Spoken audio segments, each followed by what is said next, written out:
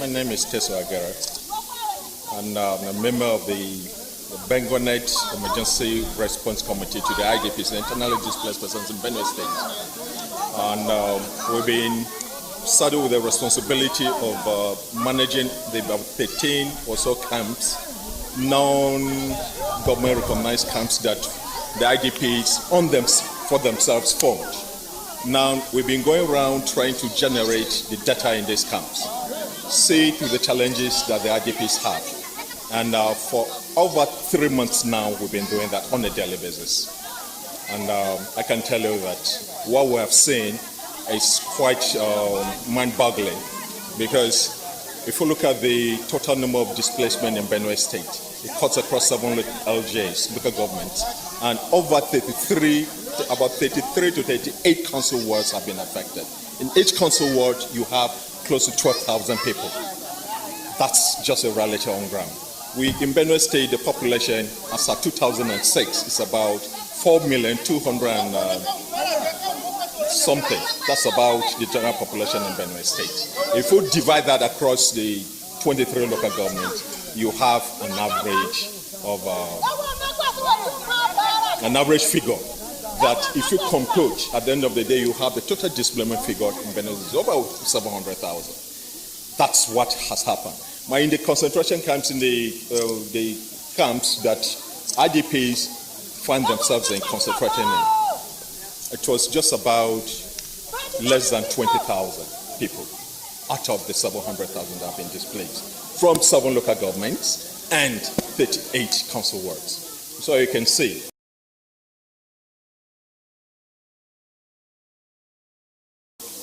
The challenge we faced in trying to respond to the challenges of the IDPs was basically transportation, trying to reach them and see to it that whatever challenges they're facing has been addressed. They have challenges relating to accommodation, feeding on a daily basis. We can talk about the hygiene and sanitation challenges that they had. Most of them have been addressed by UNICEF, who provided toilet and water points in most of the locations. However, now the IDPs have had to leave these camps that they found from themselves. They have been forced and asked to leave. The government said, okay, we don't want you to continue staying, you have to return to your places. But I can tell you that where they're going back, no structures have been put on ground to ensure their safety. They've left these places because of the conflict that drove them away. Now they have to go back. And as much as the conflict resolution mechanisms are put on ground and meetings are being held, peace meetings are being held, I can tell you in the hinterland, it's quite difficult to ensure the peace of each and every individual household. They are facing a lot of challenges. Their farms, the cows are still eating whatever they're planting and all that. So if we say peace has resumed or returned fully, I can tell you that's not the case. Because most of them have lost their homes, they are burnt down, and it's quite difficult for them to go back. That's why you can see most of them still residing in the classrooms. What happens when the schools resume? The pupils will definitely not have anywhere to sit and attend to lessons.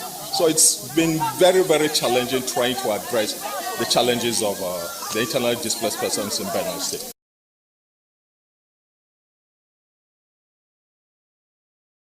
Now, we have up to 5, 6 or 7 camps that are still operational.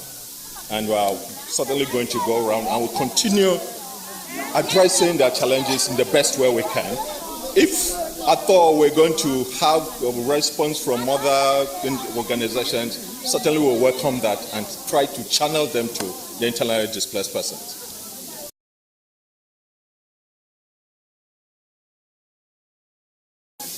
MDF, Maturing Development Foundation, came out as a result of my friend's father, who took it upon himself to identify young children in the vicinity, in his vicinity, identify those who have lost one parent or two, and then see to it that they have education.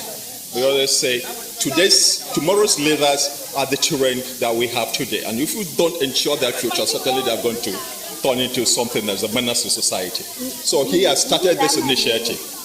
He started this, doing it on his own, and my friend felt, I can support my father to do this. And then he started this idea. And then we put formal structures on ground and sent to it. Right now we have up to 10 children that we've been managing for the past 3 terms, paying their school fees, providing them books and standards and all that. We want to take it further than that. As we identify more children, we continue seeing in the other direction that they will need help, and then we'll address that.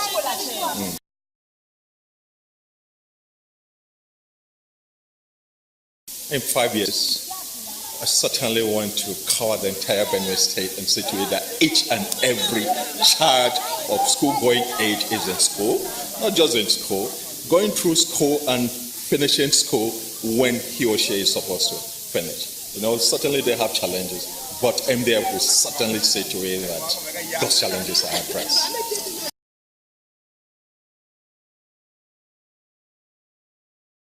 Yes. We have certain contacts. We're still developing. I have my numbers are here: 080-3476-5204. That's one. Another one is 080-8494-5411.